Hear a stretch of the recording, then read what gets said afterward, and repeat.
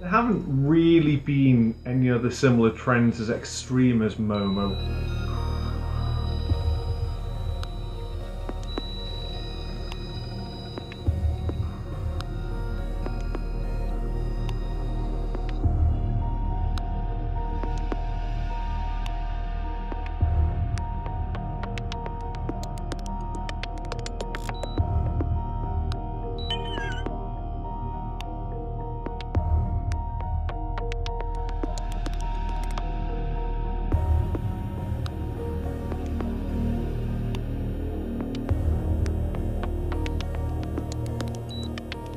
Social networks and communication platforms have a responsibility to crack down on these things. Their terms of use and community guidelines all say that they don't allow behaviour that encourages violence or the risk of self-harm, and so this sort of thing would fall under that. Often extreme trends can bleed into the mainstream. The worst example is the Blue Whale game that blended horror and real-life violence amongst teenagers recently, but YouTubers have started to call out what it does online, and so there's a feedback system going on here. People are recognising the issue and are opposing it. Donc on va commencer avec la présentation de Mathieu Bégin, qui va d'abord nous parler de l'éducation aux médias et de nous planter, on va dire, un contexte sur les aspects communicationnels de la cyberintimidation, avant d'aborder la partie plus prise en charge, prévention, action et prise en charge. Oui, donc comme Emmanuel l'a dit, en fait, moi, je voulais juste préciser d'emblée que mon objet de spécialisation, c'est vraiment la cyberintimidation comme objet de discours dans l'espace public. Donc, comment on en parle, puis comment, en fait, ça devient un objet de débat public. Je veux juste rappeler, donc, à titre de précision historique, que le terme est apparu, à ma connaissance, pour la première fois dans les journaux, un dimanche 13 juillet 2003 dans le journal La Presse. Donc, ça fait plus de 15 ans. Donc, c'est la première fois qu'il y avait le terme en français cyberintimidation dans les médias au Québec. Et vous savez, depuis, c'est fait beaucoup de recherches, il y a eu beaucoup de débats ou de discussions à ce sujet-là. Moi, quand j'ai fait mon mémoire de maîtrise 2009 à 2011, je me suis intéressé aux représentations sociales de la cyberintimidation chez les adolescents. Donc, savoir qu'est-ce que ça signifiait pour eux ce terme-là, cyberintimidation, comment ils en parlaient dans leurs mots, parce qu'à l'époque 2011, c'était encore, on avait peu entendu les jeunes sur cette question-là. Et j'ai consacré ma thèse de doctorat sur les productions vidéo d'adolescents, mais aussi d'adultes, donc comparatifs, pour voir comment la cyberintimidation s'était représentée dans des vidéos amateurs. Donc, est-ce qu'on reprenait des mises en scène qui étaient présentées dans les grands médias, ou au contraire, il y avait on pouvait voir un contre-discours, disons, des adolescents qui essaient de nuancer le discours dominant. Donc, je ne parlerai pas de cette recherche-là précisément aujourd'hui, c'est juste pour mettre en contexte. Tout ça pour dire que j'avais réalisé, en fait, que dans toutes ces mises en scène-là, faites par les adolescents, que les adultes, les parents surtout, étaient complètement absents de leur imaginaire, si on veut, par rapport à la cyberintimidation. Ce qui m'a amené à m'intéresser au rôle des parents par rapport à la cyberintimidation dans ma recherche en cours en ce moment, en post-doctorat. Et précisément, moi, ce qui m'intéresse, c'est les ressources d'information qui sont offertes aux parents en lien avec la cyberintimidation. Donc, qu'est-ce qu'on leur offre comme information et plus précisément, qu'est-ce que ça propose comme action d'intervention, de prévention, d'éducation aux parents. Donc, qu'est-ce qu'on suggère aux parents de faire? Et donc, moi, ma recherche, c'est une comparaison Canada francophone, Belgique francophone. Donc, pour voir quel type de modèle éducatif, donc, on observe d'un côté et de l'autre de l'Atlantique, disons. Donc, quelques mots sur la recherche, sur le rôle des parents en lien avec la cyberintimidation, parce qu'il y en a quand même beaucoup. Première chose qu'on sait, en fait, sur les modèles éducatifs, c'est que vous m'avez demandé de me prononcer sur le pourquoi, des fois, des actes de cyberintimidation. Donc, ce qu'on sait, c'est les modèles de parentalité dits autoritaires. Donc, les parents qui sont très autoritaires avec leur enfant, ça fait en sorte que les jeunes sont plus à risque d'être agresseurs parce qu'ils vont avoir tendance disons, à reproduire le comportement autoritaire de leurs parents. Deuxième des choses, l'usage de dispositifs de sécurité, donc qui visent à bloquer l'accès à certains sites ou à filtrer certains sites. Aussi, plus de risques d'être victime et agresseur, parce que ça fait en sorte qu'il y a plein d'opportunités d'apprentissage à côté desquelles les jeunes passent. Donc, ils ne réussissent pas à développer, disons, un comportement critique et créatif en ligne, donc ça fait en sorte qu'ils ont plus de risques d'être victimes ou agresseurs. Troisième chose, le manque d'encadrement, donc les parents plus négligents ou plus permissifs, donc aussi plus de risques d'être victimes ou agresseurs. Donc le modèle parental, disons, idéal qu'on pourrait dire, c'est l'accompagnement actif. Donc le dialogue avec l'enfant, des discussions sur ce qu'il fait en ligne, donc qui est un facteur de protection contre tous les risques. Aujourd'hui, on parle de cyberintimidation, mais si on parlait de sextage, de consommation de fausses informations, de cyberdépendance, le premier facteur de protection, c'est l'accompagnement actif des parents au quotidien. Évidemment, qui est le modèle idéal, mais le modèle qui demande le plus de ressources, le plus de temps aux parents. Là, évidemment, moi, je vous parle ici des parents parce que c'est ce que je connais le mieux, mais je suis persuadé que si on parlait de l'intervention à l'école, ou des métiers d'intervention socio-éducative, ce serait à peu près les mêmes modèles, ça donnerait lieu à peu près aux mêmes résultats.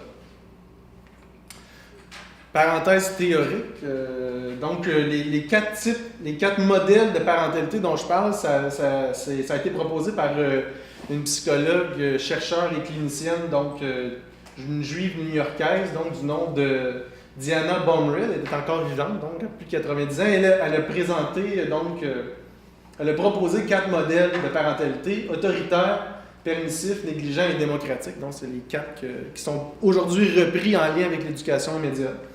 Et donc, à titre d'information, donc son article sur justement les modèles de parentalité a été cité plus de 7000 fois à ce jour. Donc, c'est un modèle qui a été très influent en psychologie de la parentalité.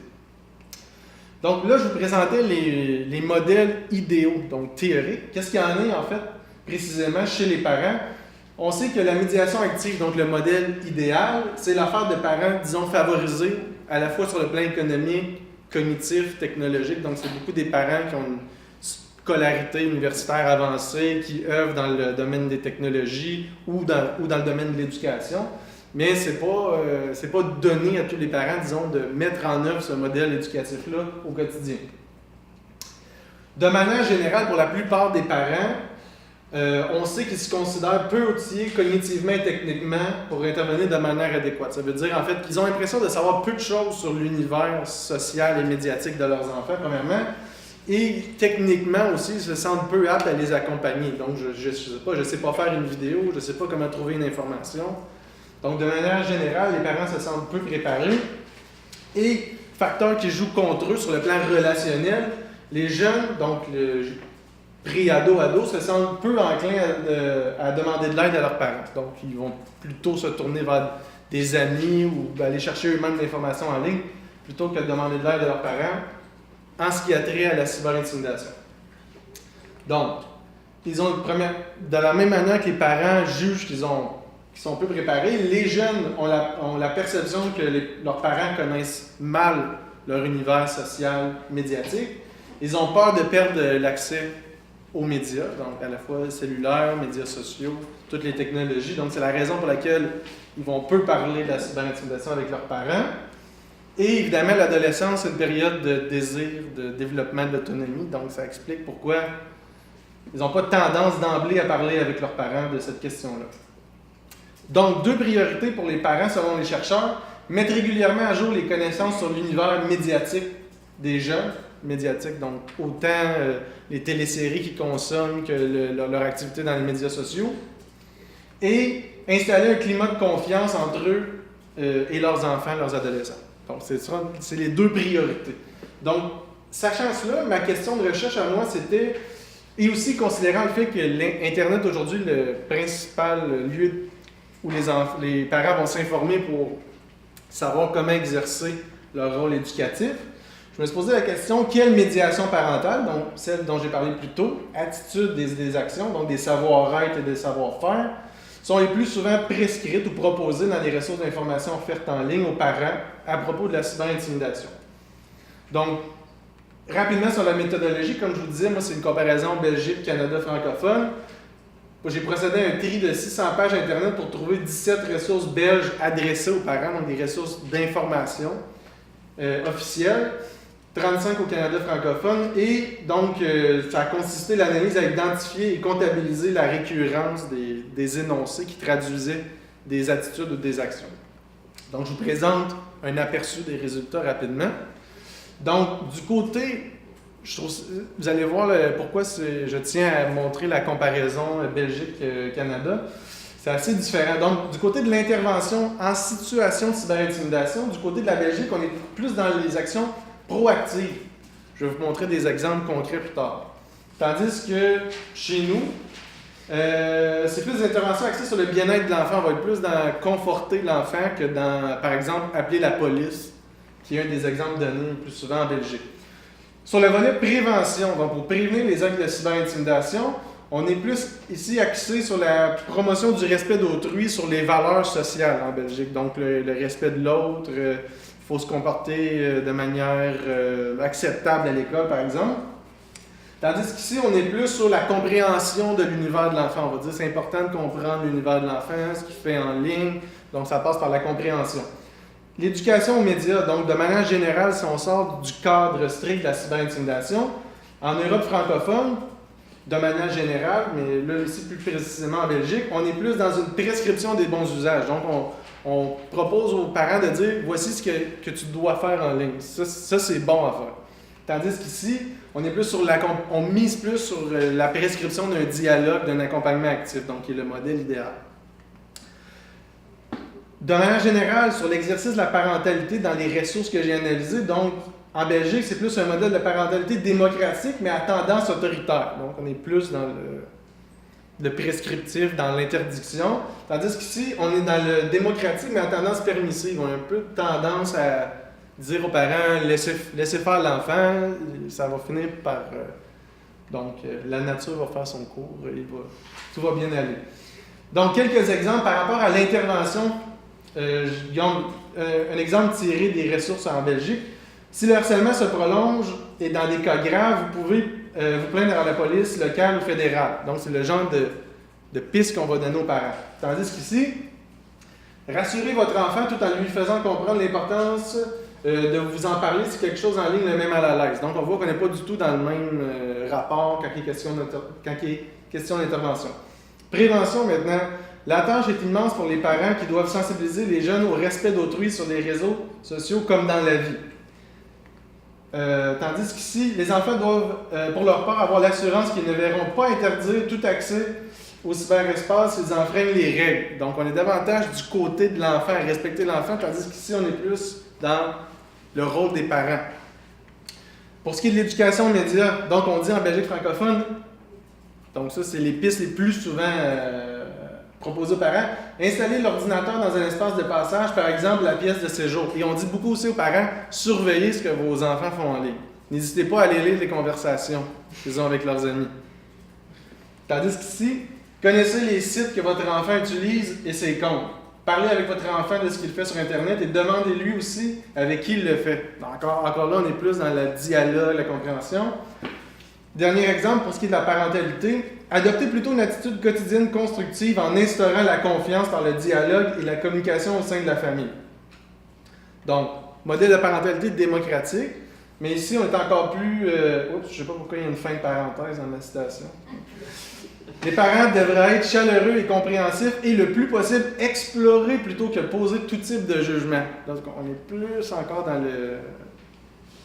la liberté de l'enfant. Donc, voici qu'est-ce qu'il y en a pour...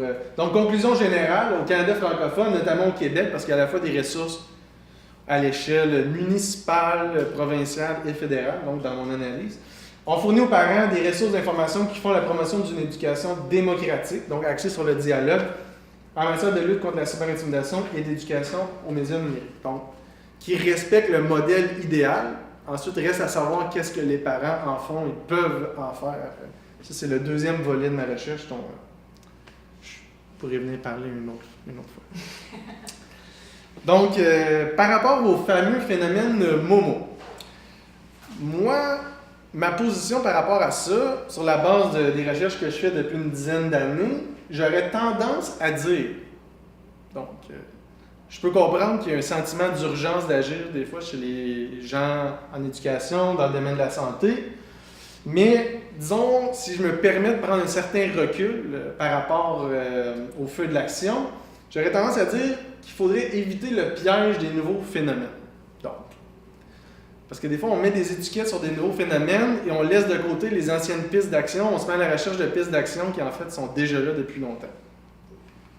Peut-être que mon interlocuteur saura confirmer mes dires. Ça tombe très bien. Mais moi, je ne suis pas dans le feu de l'action. J'ai le luxe de poser un regard plus...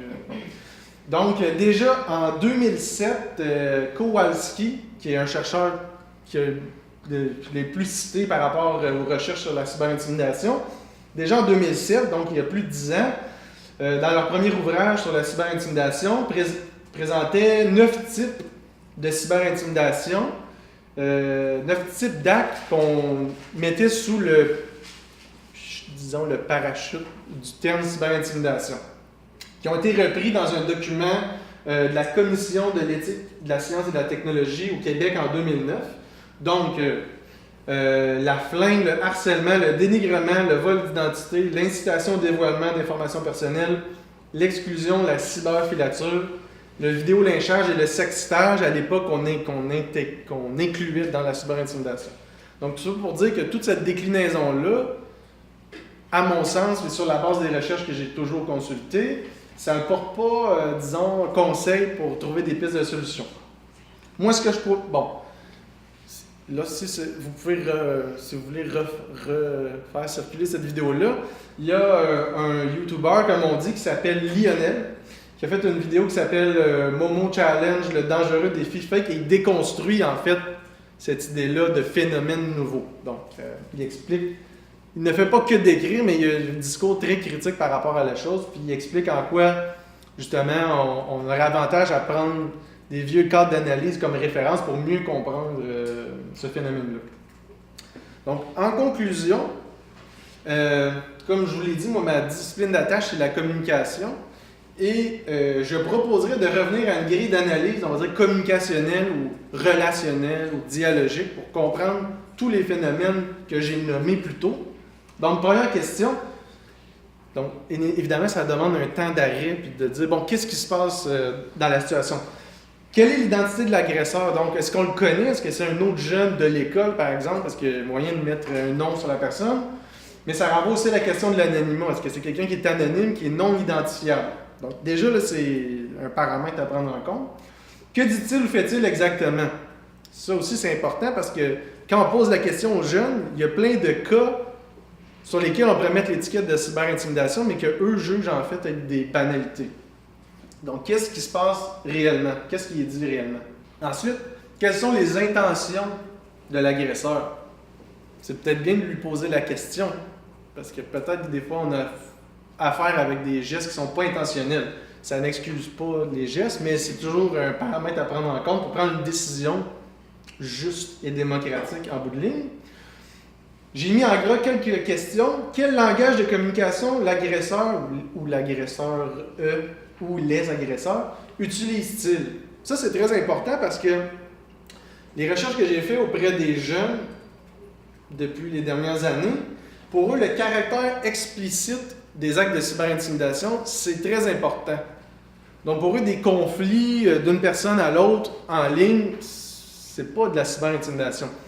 Mais ils disent, si quelqu'un mettait une vidéo de moi nu sur YouTube, par exemple, qui s'était diffusée, là, ça devient comme un scénario terrorisant pour moi.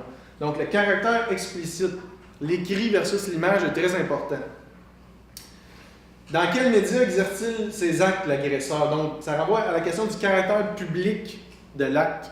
Donc, si c'est de 1 à 1, c'est pas la même chose que si c'est quelque chose qui est publié en ligne et qui va recirculer, qui va se retrouver dans d'autres réseaux ultérieurement. à quelle fréquence? Donc la question de la répétition, est-ce que c'est un acte isolé ou c'est la reproduction d'un acte, comme dans le cas du fameux Momo Challenge, on voit qu'il y a une constance dans le temps, là, c'est-à-dire ça perdure, on fait des menaces, et ça c'est important à prendre en compte. Qui est la victime? Est-ce qu'elle est outillée pour se défendre? Quel âge elle a? Qui sont ses parents? Quel est son contexte dans lequel elle vit? Quelle est la nature de sa relation avec l'agresseur? Ça change beaucoup d'un jeune à l'autre. Il y en a pour qui se faire envoyer des messages par quelqu'un d'anonyme, ça les atteint pas du tout. Ça peut être le contraire. Il y en a pour qui ce qui les affecte le plus, c'est d'être intimidé par un ami proche, quelqu'un qui croyait être un ami.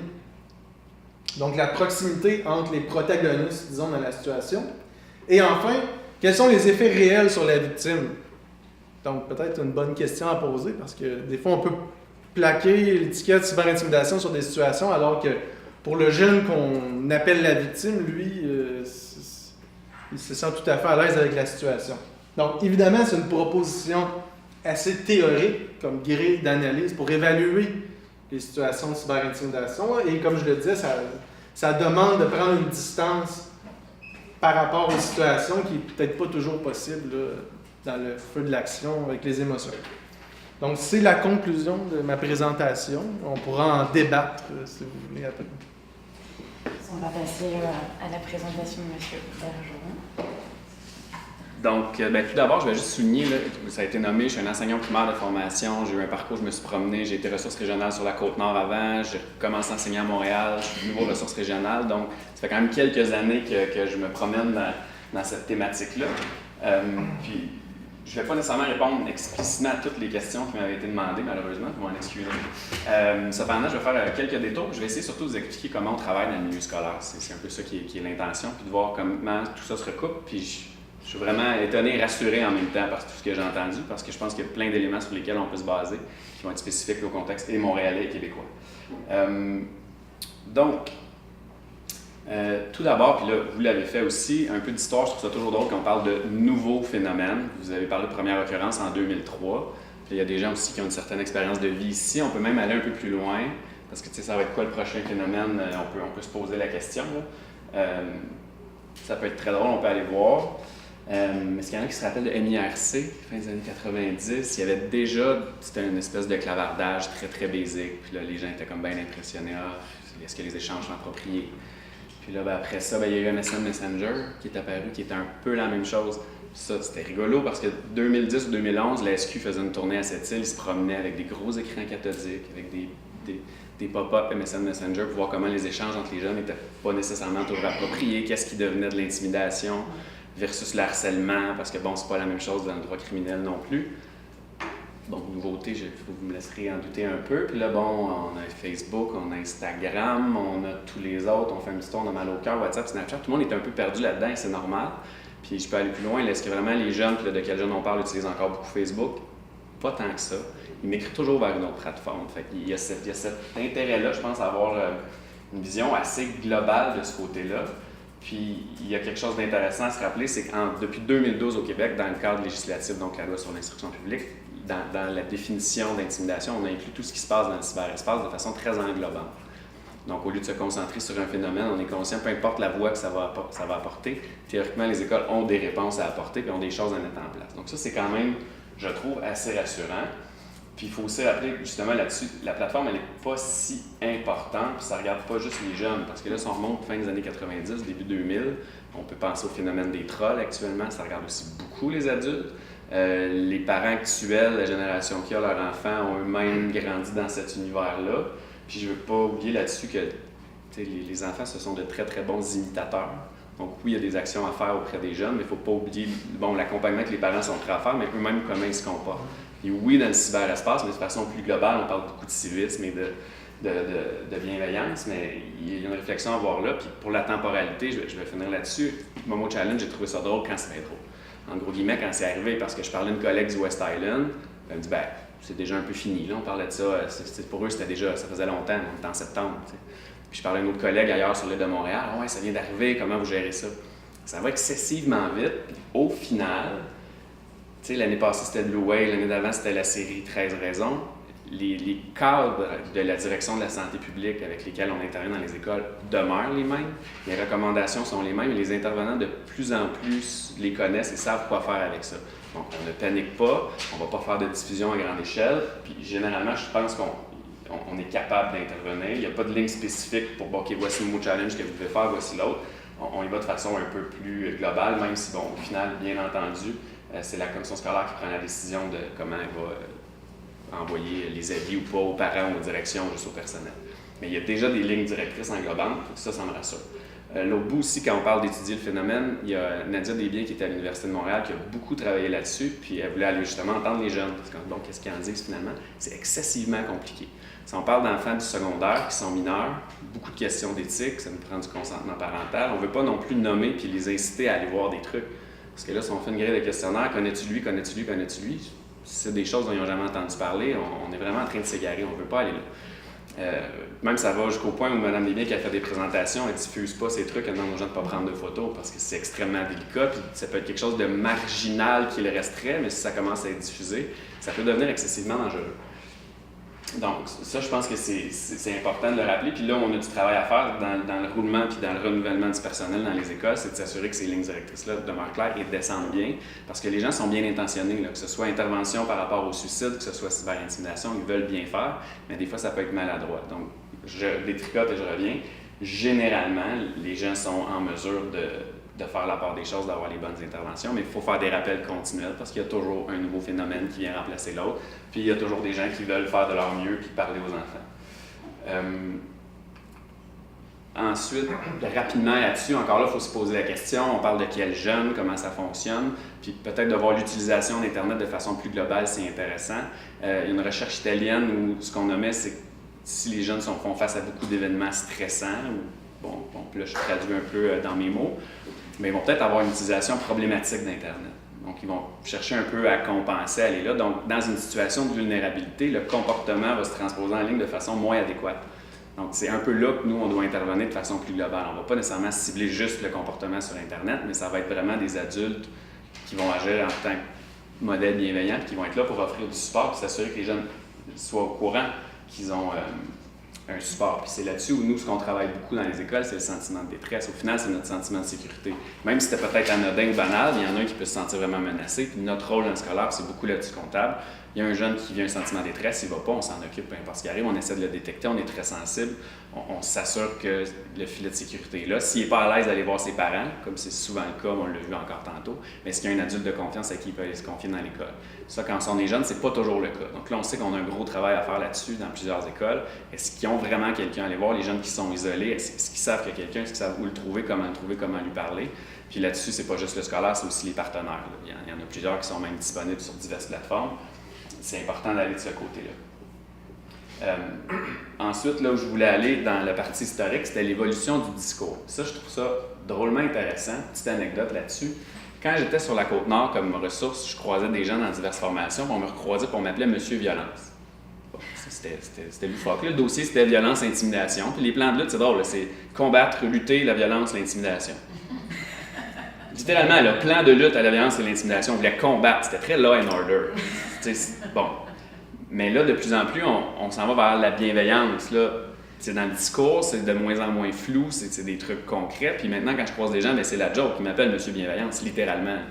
Puis là-dessus, je vous amène, puis c'est pas juste ésotérique, parce que, justement, quand on regarde les résultats de recherche, le focus a beaucoup changé. Au lieu de s'attarder uniquement à la victimisation, parce qu'au final, le but du scolaire, c'est la réussite, on s'entend là-dessus, mais d'une part, la réussite scolaire, la réussite éducative est considérée de façon plus large. C'est cognitif, c'est affectif. C'est pas juste donner un diplôme, avoir des bonnes notes. Mais en sortant un peu de juste la victimisation, puis en travaillant notre climat de façon plus large, bien, on va quand même diminuer la victimisation et augmenter la réussite. En décentrant de juste être très, très sectoriel puis sur une problématique, on réussit à avoir des résultats un peu plus larges. Même là-dessus, dans le discours, autre truc qui est très drôle, on parlait beaucoup de tolérance zéro là, avant, puis on est plus dans intervention 100%. C'est sûr que je ne suis pas un fan de la novlangue et d'inventer des trucs, là, mais il y a quelque chose de fort dans les mots qu'on utilise, puis ça va induire des changements d'approche dans plusieurs milieux. Puis quand on est capable d'expliquer ça, puis de voir qu'on est vraiment là pour le bien de tout le monde dans une perspective de réussite plus large, bien, c'est beaucoup plus facile d'embarquer tout le monde dans le projet. Tantôt, j'ai parlé rapidement de la loi sur l'instruction publique qui balisait tout. Ben oui, tout est là-dedans. Les écoles, ils savent pour la plupart quoi faire. Tous les acteurs se sentent concernés. Puis l'idée là-dessus, c'est de revenir à une éducation de la cybercitoyenneté de façon plus large. Ce qu'on veut, c'est transférer les comportements prosociaux aussi dans l'espace virtuel. De plus en plus dans les écoles, on parle de compétences personnelles sociales. Vous savez, comportements prosociaux, il y a plein de façons de les nommer. Donc, on veut aller là, on veut enseigner explicitement les comportements attendus, mais aussi dans le numérique. Tu sais, si on est capable d'enseigner un comportement dans un corridor, dans un cours de maths, dans une cour de récréation, je pense qu'on est en mesure de le faire aussi en ligne. Oui, il faut outiller les gens, il faut qu'il y ait une compréhension, mais encore là, c'est de l'amener de façon plus large. Est-ce que c'est vrai que je vais être à jour comme enseignant sur toutes les nouvelles fonctions de toutes les nouvelles applications? C'est impossible. Par contre, si j'ai une compréhension globale, un peu générale de comment ça fonctionne, de ce que c'est, on va s'en sortir. Comment je me comporte avec la technologie, comment j'agis dans ces situations-là, je vais m'en sortir d'une façon beaucoup plus appropriée. Puis ça va rassurer le personnel aussi. On voit tantôt les parents ne se sentent pas à l'aise, bien c'est sûr qu'ils ne peuvent pas suivre. Là. Mais en même temps, il ne faut pas surestimer la capacité des jeunes à la compréhension de ces plateformes-là. Ils sont très bons pour utiliser, mais est-ce qu'ils comprennent réellement c'est quoi un nuage, comment gérer, stocker de l'information, comment classer des données? On parlait de jugement critique tantôt. Donc, c'est davantage là-dessus qu'il faut mettre l'accent, parce que utiliser une plateforme, c'est une chose, mais comprendre l'univers au sens plus large, c'en est une autre. Donc, c'est là où on a des belles prises dans les écoles. Si je parle de cybercivisme là-dessus, on le fait encore pour les adultes, il faut continuer à le faire pour les élèves. De plus en plus de commissions scolaires déploient la plateforme Office 365, peut-être même les gens ici qui l'utilisent avec les universités. Il y a Teams là-dedans qui existe, qui est une façon pour tout le monde de se regrouper, utilisant l'entreprise. Les élèves ont des comptes. C'est très facile là, de modéliser de cette façon-là. On peut rentrer les devoirs là-dessus, on peut aussi s'inscrire comme modérateur en tant qu'adulte, on a ce devoir-là. Bien, OK, si tu as un échange de cette façon-là, ça laisse des traces, c'est en ligne. Est-ce que c'était approprié de le dire? Est-ce que c'est le bon moment? Là, ici, on est dans une équipe pour parler de la présentation X à telle date. Est-ce que c'est le temps de parler de je sais pas quoi puis d'envoyer des émoticônes qui n'ont absolument aucun lien? Il y a des prises, il y a une façon de le travailler puis de l'enseigner. C'est plus d'aller un peu plus loin là-dedans. Puis l'autre chose, donc, aller un peu plus loin, les écoles de plus en plus travaillent avec un modèle à 3 niveaux. C'est pas très compliqué, c'est de voir qu'il y a des interventions universelles qui s'appliquent après notre 80 %. Fait que c'est de sortir du 5 % en haut pour qui il y aura toujours des besoins, puis c'est de s'assurer de faire la base. On l'appelle nécessaire mais insuffisante. Les termes sont assez clairs. On ne peut pas faire l'économie de viser ces gens-là, ce 80 %-là, d'aller en universel. Donc, tout ce que je nommais avant, enseigner des comportements attendus, faire le tour cybercivisme, cybercitoyenneté, il faut qu'on prenne du temps. Mais il faut être conscient qu'il y a des gens, il y a des élèves pour qui ce ne sera pas assez. Donc, qu'est-ce qu'on va leur offrir? Qu'est-ce qu'on va leur donner comme support, comme soutien? C'est là où les partenariats aussi sont intéressants. On regroupe des élèves ensemble, puis là, on peut autant parler des élèves qui ont commis les gestes que ceux qui sont victimes. Il ne faut pas oublier les témoins, parce que de plus en plus, ce que la recherche nous démontre, c'est que si j'ai été témoin de plusieurs gestes à plusieurs reprises, même si ce n'est pas de la violence si grave, bien, après quelques années, je vais ressentir les mêmes effets que si j'avais été victime ou à peu près. Michel Janoz a publié quelque chose là-dessus dernièrement. Là, vous pourrez aller jeter un œil si vous êtes plus curieux. Donc, en gardant aussi ce cadre-là d'intervention, ça nous rapporte qu'il y a plein de bases. Puis, si je parle spécifiquement pour Montréal, on est chanceux parce que c'est des commissions scolaires immenses avec beaucoup de ressources. Des professionnels qui sont qualifiés, qui sont formés, qui savent comment intervenir pour les situations SOS, il y en a plusieurs. C'est ce qu'on appelle souvent le deuxième intervenant. Il y a un premier intervenant qui est l'adulte témoin, celui qui reçoit le signalement. Il faut qu'il soit en mesure de faire l'intervention, de rassurer la victime, etc. Mais après ça, il faut qu'il soit capable de passer l'intervention à une deuxième personne qui, elle, sera en mesure d'aller un peu plus loin et de ne pas échapper les suivis. C'est là où on a le plus grand défi parce que c'est des grosses organisations. Est-ce que dans le suivi, tout le monde est capable de se parler? Est-ce qu'il y a quelque chose qui tombe? Est-ce qu'on parle aux parents de la bonne façon, au bon moment? Est-ce qu'on retourne vers tous les jeunes à une fréquence assez régulière? Mais je voulais quand même vous le présenter parce que je pense que ça peut vous aider à voir comment on travaille. Là où je m'en allais après, c'est toujours de ramener aussi, puis là, je pense que le Momo Challenge, il y a peut-être eu un creux de vague médiatique. Je pense que c'est au mois d'août que c'est sorti. Là. Si les gens cherchent des choses à mettre des nouvelles, ça va autrement. Mais pour travailler le sentiment de sécurité, c'est toujours important de rappeler l'ampleur du problème. Jusqu'à quel point est-ce que la cyberintimidation, c'est la fin du monde? Est-ce qu'on est réellement en guerre civile à Montréal? Tu sais, quand on regarde les statistiques de criminalité, ben, je pense que ça va plutôt bien. Au Canada, dans les 25-30 dernières années, ça n'a jamais été aussi bas. Puis là, on a la chance en plus d'avoir des chiffres récents pour le Québec et spécifiquement pour Montréal de ce côté-là. Donc, de ramener ça avec les équipes, avec le public, c'est drôlement intéressant. Dans un premier temps, là, il y a la chaire de recherche sur la sécurité et la violence à l'école, qui a d'ailleurs changé de nom. Je parlais de nom tantôt, il s'appelle maintenant chaire sur le bien-être à l'école et la prévention de la violence. C'est quand même pas mineur comme problème. Ça, c'est tout disponible en ligne, là, c'est en PDF. Donc, ils ont sondé plusieurs élèves, des parents, des membres du personnel, collègues 2013, 2015, 2017. On peut voir l'évolution. Puis quand on regarde les résultats, là, j'ai fait des saisies d'écran juste pour ce qui nous intéressait particulièrement, ça va quand même pas si mal. Si on regarde quelques fois par année, une ou deux fois, les élèves qui ont reçu insultes, messages humiliants, 7% par texto, je veux dire, je veux vraiment pas jovialiser, banaliser. C'est énorme, 7%, mais c'est pas tant que ça. Oui, en chiffre absolu, ça représente beaucoup d'élèves. Oui, c'est beaucoup de comportements qui sont répartis dans une école de 2000 élèves, mais en même temps, c'est pas l'ensemble. Puis oui, je comprends que quand une situation de cyberintimidation dérape, ça occupe beaucoup de temps. Les directions sont là-dessus à temps plein, puis ça a des répercussions très graves, mais c'est pas une majorité d'élèves qui est impliquée. Donc, c'est aussi de faire la part des choses où on veut mettre le plus d'énergie. Ceux-là ont besoin qu'on intervienne. Ils vivent la détresse, j'en ai parlé tantôt, mais il ne faut pas oublier de faire notre base pour qu'il y en ait un peu moins. Donc pour moi, ça, c'est encourageant. Si on... Oui, oui, vas-y. Entre 2013 et 2017, on a l'impression qu'il y a une augmentation. C'est vrai que c'est une augmentation, mais quand on va croiser cette donnée-là avec le nombre d'utilisateurs des technologies qui a Bien, puis il y a un déplacement, parce que, tu sais, ici, on parlait d'insultes, menaces par courriel. Moi, je serais prêt à miser qu'à 15 ans, on utilise moins le courriel qu'avant, de 2013 à 2017. Et à vérifier, là, je dis ça sous toute réserve, fausses rumeurs sur Internet, c'est quand même, il y a une légère augmentation sur leur texto, je suis d'accord avec toi, mais il y a plus d'utilisateurs, en effet. Il y a des chiffres aussi pour le primaire qui existent, mais là, pour le bien de l'exercice, je suis allé juste avec le secondaire, puisqu'on avait pour les chiffres de la province. Puis pour Montréal aussi, je ne sais pas si vous avez entendu parler de l'enquête Topo.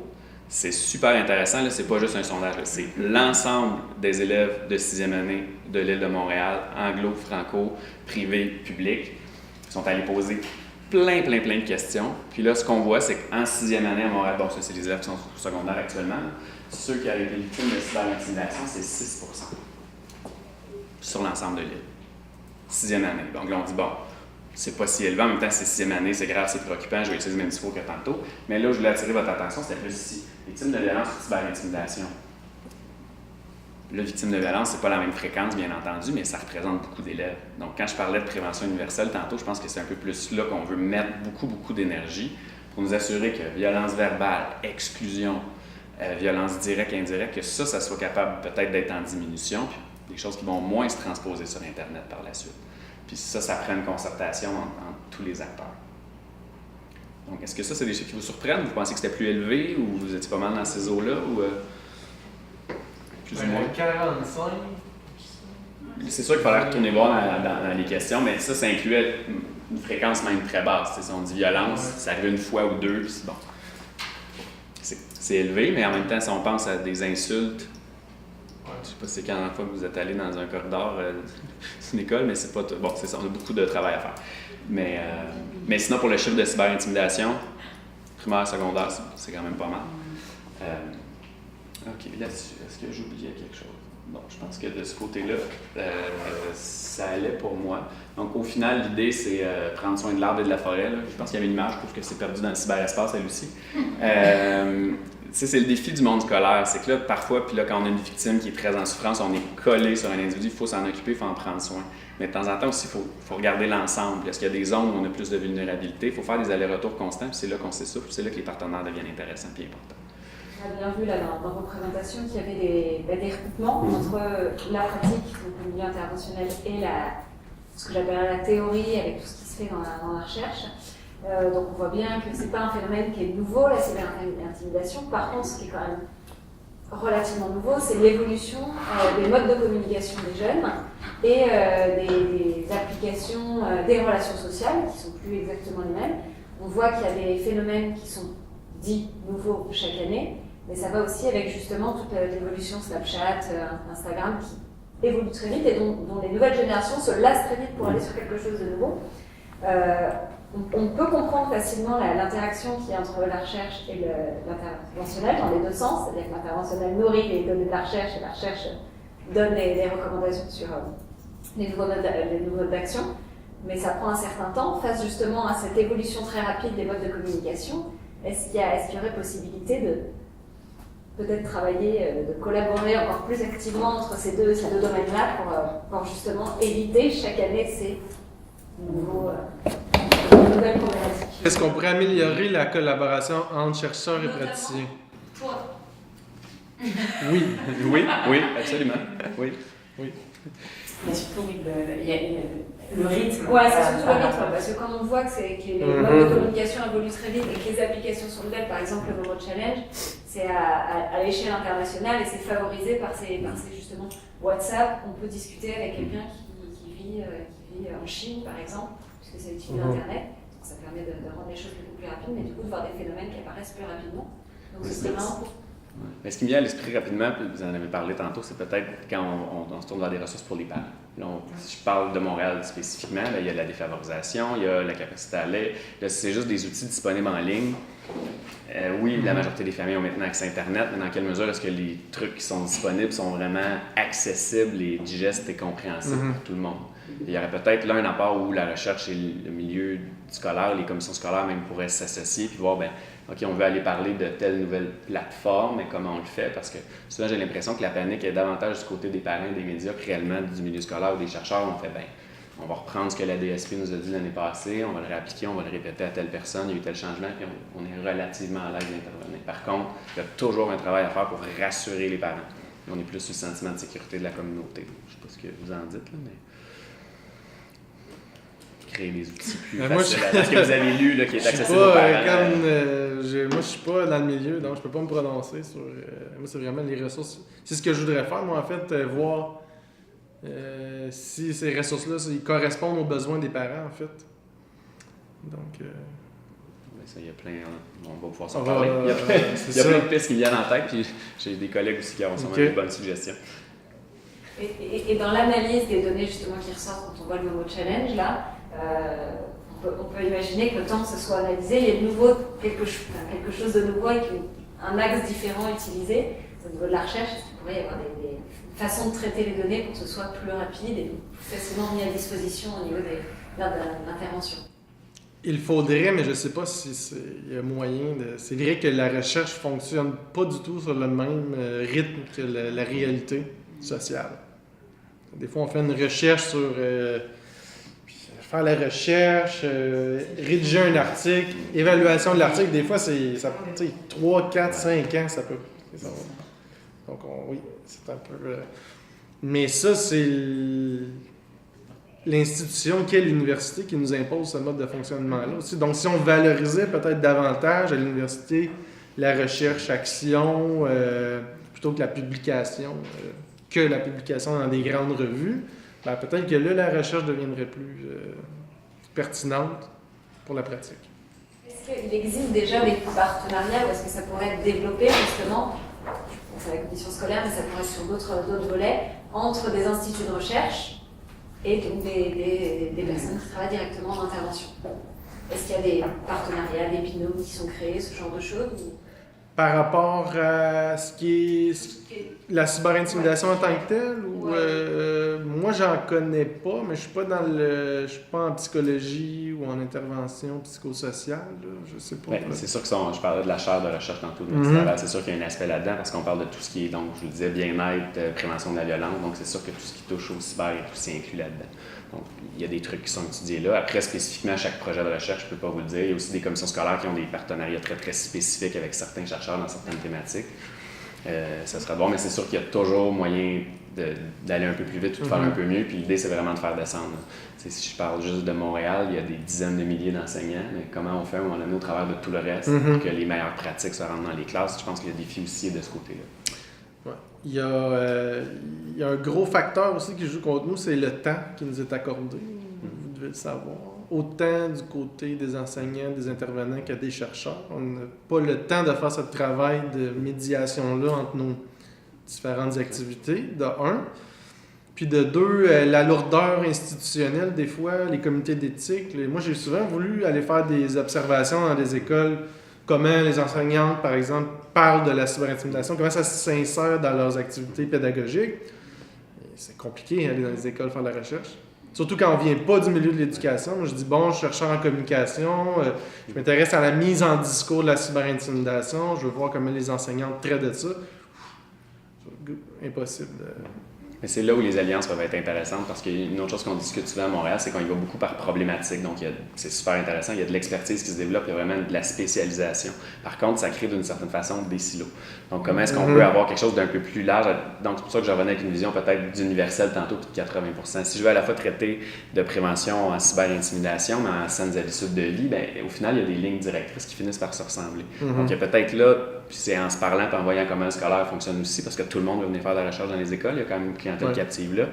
Mais comment est-ce qu'on peut faire des trucs un peu plus croisés, puis nommer les choses de la bonne façon, bonne personne, pour faire, oui, OK, ça va aider l'objectif final de l'école qui est la réussite. Parce que par exemple, vous formez un formidable binôme. Vous avez vu qu'au-delà, effectivement, évidemment, c'est la même thématique et qu'il y a des angles communs. Je veux dire, imaginons dans une classe qui a un programme avec vos deux types d'expérience, c'est totalement complémentaire. Une partie éducation aux médias, dans l'idéal, ça devrait être ça. Oui. On se fera une demande d'amitié Facebook. Merci, ça a été fort intéressant. J'ai beaucoup aimé. Moi, je suis sur le côté terrain. Vous faites quoi exactement? En fait, je travaille en psychologie avec de crise. Et puis, on a la licence pour déployer un programme de promotion de la santé mentale dans les écoles et un autre qu'on a développé ici aussi qui vise les enfants du primaire. Et une chose que j'ai remarqué, par exemple, on a des très bons liens en fait avec les commissions scolaires, plusieurs commissions scolaires. Et puis, ils ont été très instrumentales aussi dans le développement de notre deuxième programme. On a fait beaucoup d'allers-retours avec les enseignants et tout ça. Un des obstacles qu'on rencontre beaucoup, par exemple, malgré qu'il y a une certaine ouverture de travailler au niveau universel, mais l'obstacle qu'on rencontre le plus, c'est justement la question du temps où les enseignants vont dire ils n'ont pas de place dans leur curriculum pour l'ajouter. Les commissions scolaires n'allouent pas le temps, ou du moins, il y a beaucoup d'obstacles à ce niveau-là. Et puis, ce qui est intéressant lors de nos recherches, parce que c'est un programme de promotion qu'on ne parle pas juste au niveau de l'intimidation, cyberintimidation, on parle de l'intimidation en général, je reviens dans 2 secondes, mais qu'au niveau de la relation des enseignants avec les élèves aussi, ça avait eu quand même un effet très bénéfique, puis qu'il y avait eu une meilleure collaboration, puis bon, ainsi de suite.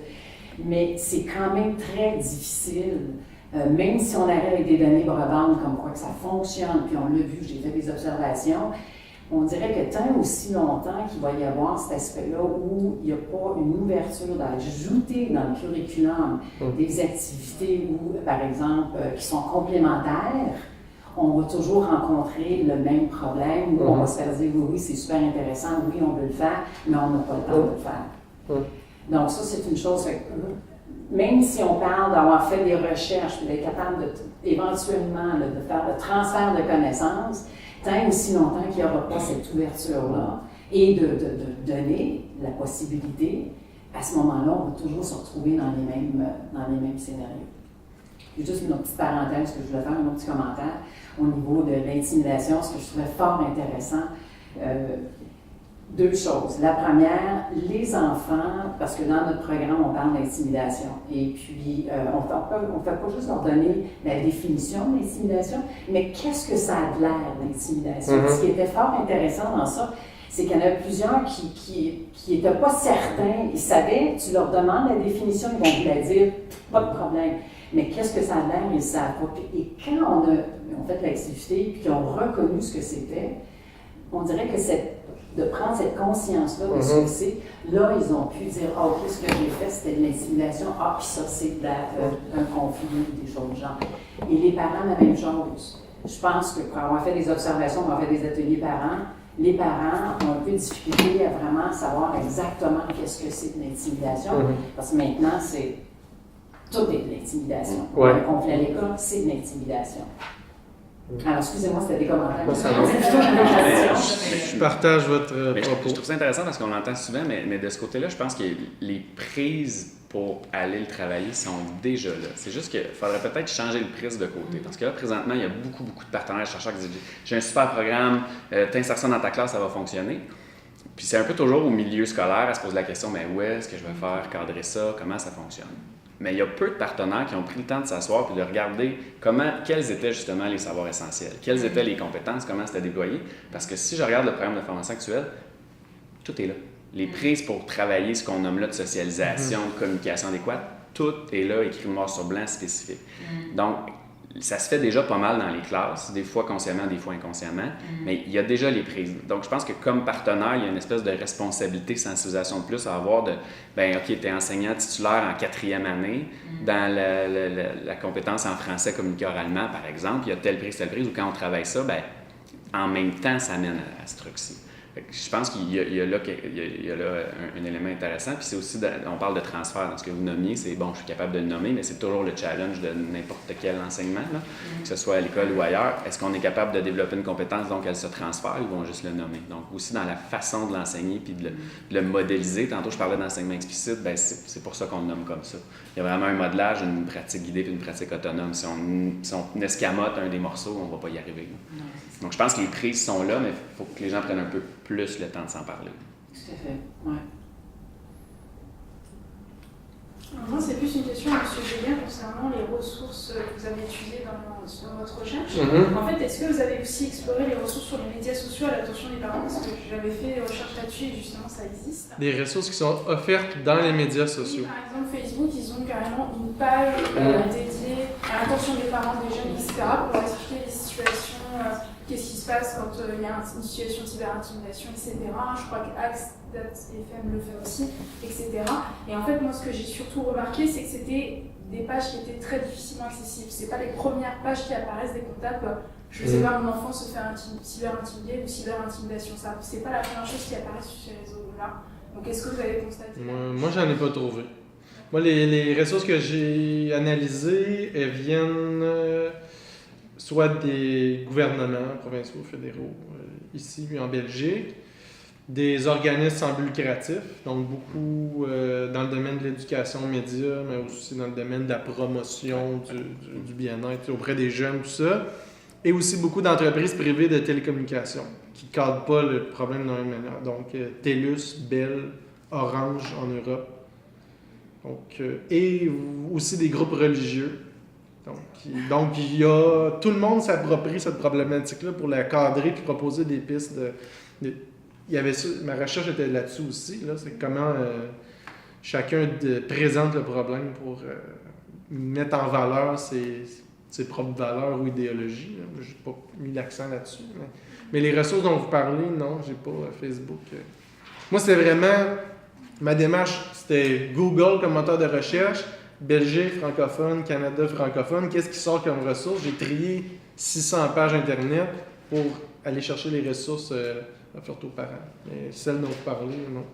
D'accord, en fait, je trouve ça inquiétant d'une certaine manière, parce qu'elles sont accessibles, quand on cherche vraiment, mais du coup, si elles n'apparaissent pas rien dans les premières recherches, c'est que... Je serais curieux de voir comment les entreprises de médias sociaux présentent je sais que par exemple pour Facebook, ils avaient eu un partenariat avec un centre et justement ils avaient assez bien fait le site. Je sais qu'il y en a certains d'autres comme Snapchat notamment, c'était plus sur leur site c'était plus des PDF où ils expliquaient, mais ça dépend des sites. Axe.fm par exemple, ou Scat je crois, je comprends un peu les deux, mais je crois qu'ils avaient carrément aussi un site aussi en partenariat avec d'autres organismes. Mais c'est vrai que ça dépend vraiment de chaque site. Je sais par exemple que YouTube, ils n'ont rien du tout, ou vraiment, où c'est plus sur leur terme d'utilisation, etc. Mais il y a certaines plateformes vraiment qui n'ont rien du tout, c'est très superficiel. Il y en a d'autres qui avaient vraiment développé des pages. C'est vrai que c'est inquiétant de voir que c'est pas apparu dans vos recherches. Merci. Je peux poser la question en anglais, mais en français est terrible. Okay. Thank you for the presentation. It was really interesting to see both the sides. My question is, I think maybe it was answered or maybe I missed it. Who is doing the intimidation? Is it people that children know in the class or in the school, or is it people they don't know from outside? And if the answer is the people who they know are intimidating them, because I do my research on compassion, so do you think training the students on compassionate communication could help elevate this issue? Je pense que vous êtes plus équipé que moi pour répondre. Moi, j'ai pas de chiffres. Est-ce que je peux répondre en français? Oui. C'est correct. J'ai pas de chiffres par rapport à est-ce que les gens qui posent les gestes viennent plus de l'extérieur ou de l'interne. Probablement qu'ils existent ces chiffres-là, mais bon, je suis pas connecté tant que ça là-dessus. Cependant, pour la deuxième partie, on parle souvent d'empathie, compassion, ce que ça peut aider. Oui, mais il faut faire attention. Il y a quand même une certaine prudence parce que dans certains auteurs vont jusqu'à dire qu'un jeune qui va poser beaucoup de gestes d'intimidation ne va pas nécessairement être carencé en termes d'empathie. Au contraire, il va même utiliser ces mécanismes-là pour être encore plus efficace parce qu'il va bien saisir la portée de ses gestes. Mais là encore, il faut voir, parce qu'on a parlé tantôt d'intention, est-ce qu'on est dans un geste impulsif ou un geste qui était prémédité? Donc, il y a une avenue intéressante, mais peut-être encore là, je le prends de façon plus globale, comment je me soucie du bien-être de l'autre, donc tout l'aspect relationnel, c'est quoi les composantes d'une relation saine entre deux personnes, qu'est-ce qui est acceptable, à quel moment je suis à l'aise, je suis pas à l'aise. J'irais plus de ce côté-là. Je ne sais pas si vous aviez des chiffres, mesdames, mes collègues derrière, par rapport à la... Non? Bon, à fouiller, tu vois. Bonne question à se poser. Moi, je suis juste curieuse, c'est sûr que ça peut... La cyber-intimidation n'existait probablement pas dans les 1970, mais si on compare, par exemple, parce que l'intimidation, on s'entend, c'est vieux comme le monde, ça fait longtemps que ça existe. Est-ce qu'on a vu une progression à cause de la cyber-intimidation? Tu nous as montré des chiffres tout à l'heure au niveau de juste... Le Québec, oui. Oui, c'est le Québec dernièrement, mais est-ce qu'il y a eu une progression à cause de cyber-intimidation? Vous voulez dire plus de... Intimidation, c'est ça. Intimidation de façon globale. Donc, incluant cyber et... Exactement, à cause du cyber qui aurait peut-être amené cet engouement-là.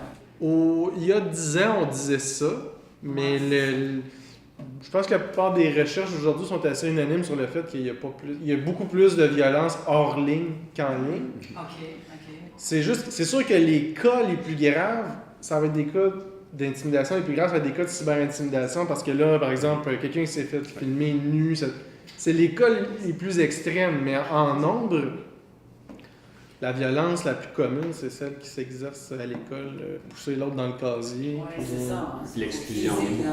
L'exclusion sociale. Oui, c'est ça. La violence verbale. Oui, je pense pas qu'il y a plus de violence entre les jeunes qu'il y en avait il y a 20 ans. Je serais plus porté à dire le contraire même, mais je serais curieux de voir des chiffres, mais en même temps, c'est super difficile de comparer parce que d'une juridiction à l'autre, on n'utilise pas du tout les mêmes termes, on n'a pas les mêmes définitions, avec les mêmes critères. Donc, à certains endroits, si on prend les premiers travaux de l'EVS début des années 90, l'intentionnalité était là. Notre cadre québécois, on a enlevé l'intention pour plein de raisons. En Europe, on parle à peu près juste de harcèlement. Alors qu'ici, le harcèlement, c'est pas du tout la même chose. Quand on entre dans le harcèlement, c'est criminel, on n'est pas dans l'intimidation comme on l'entend généralement. Donc, il y a ça aussi qui complexifie. Peut-être que du côté anglophone, comme c'est pas mal bullying, mais en même temps, tout en est et tout n'en est pas. Je pense que c'est difficile d'avoir des bons chiffres. Mais Karen, tu allais ajouter quelque chose? C'était pas des chiffres, c'était juste ajouter ce qui biaise, je trouve, parfois notre interprétation. C'est toutes les faits et la place dans les médias. L'ampleur qu'un élément va prendre qui fait en sorte qu'on a l'impression que ça, que c'est encore plus présent. Il y a tout ça aussi qui est à prendre en considération, je pense. On le met brièvement tantôt par rapport au sentiment de sécurité. Les chiffres sur la criminalité, ça s'améliore, mais si on parle à plein de gens dans la rue, on fait un vox pop, je serais vraiment curieux. J'ai l'impression que ça va mieux qu'avant. Donc il y a peut-être un travail là aussi à faire en tant qu'école, comme institution, pour s'assurer que les gens dans la communauté connaissent un peu mieux comment ça va, puis le portrait de l'école qui est quand même relativement positif.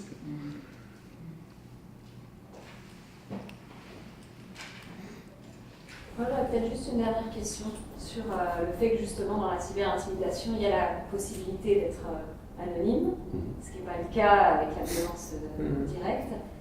Est-ce qu'on voit des modifications de comportement, des barrières qui tombent justement sur le fait de pouvoir faire ce genre de choses de manière anonyme, permettre plus facilement ce genre d'actes? Moi, ce que j'en sais, c'est que les cas anonymes, c'est vraiment une minorité parmi l'ensemble. Là.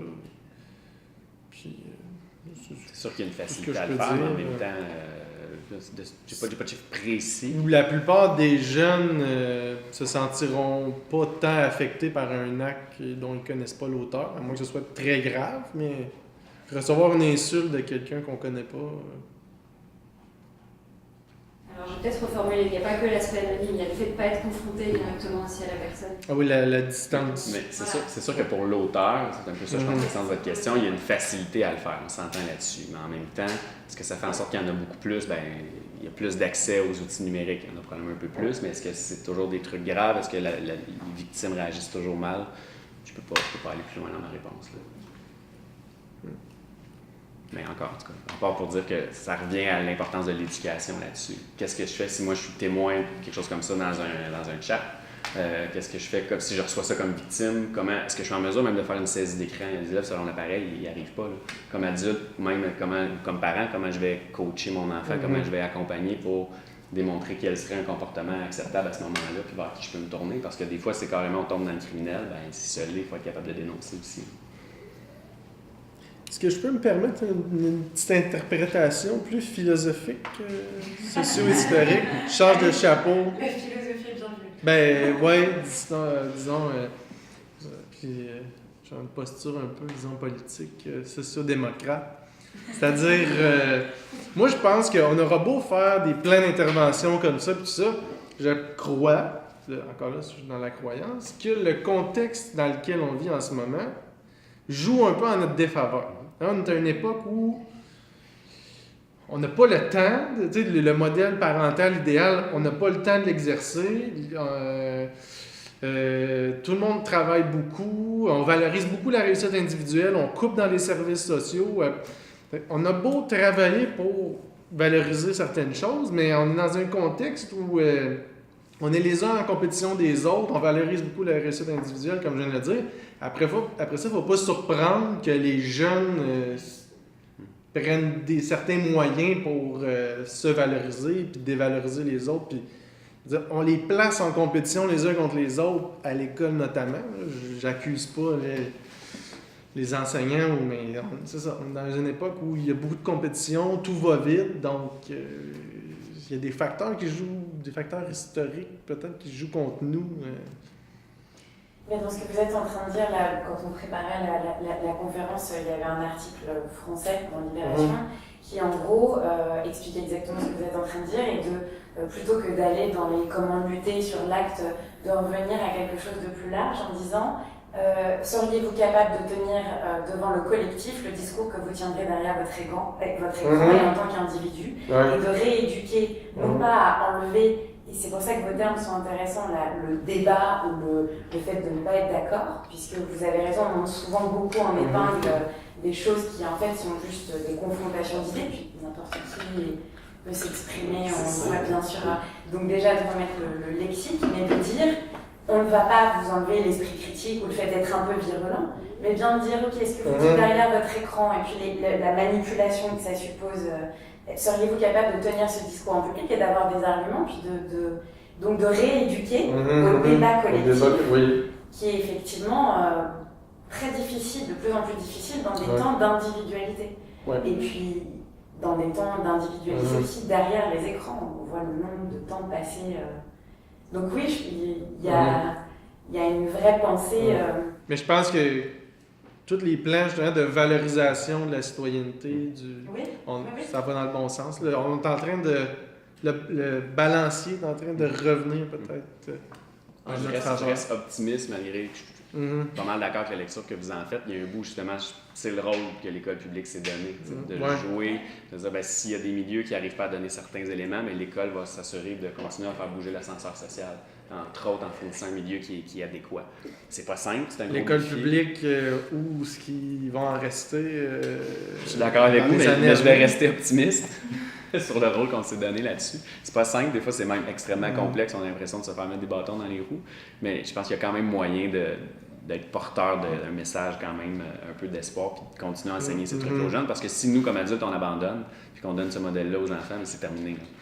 Il n'y aura plus rien qui va se passer après. Mais c'est effectivement deux concerts avec tous les gens. Puis comme vous dites, on ne manque pas de Mathias. Quand vous parliez du cadre et de la grille d'analyse qui est intéressante, nous on avait un professeur en bioéthique qui nous disait attendez, éthique et santé des populations, on n'a plus besoin de cadre, de grille, de cadre. Il dit on a trop d'informations et maintenant il faut qu'on puisse les mettre en place, qu'on fasse une synthèse et qu'on soit dans la pratique. Mais si vous voulez, notre réseau, Oui. il y a des, donc, vous devez connaître l'initiative structurante, mais ce serait peut-être chouette de proposer quelque chose pour réunir tout ça et avoir un plan d'intervention. Nous vous donnerons les dates et l'enveloppe budgétaire qui est consacrée. C'est bon. Certainement. Est-ce qu'il y avait une autre intervention? Je vais m'élever, non? Ça va? Ouais. Oui. Je dirais que dans le fond, on a à éduquer les enfants, c'est sûr, dans l'école, mais en tant qu'intervenant dans les écoles, on a aussi éduqué nos parents.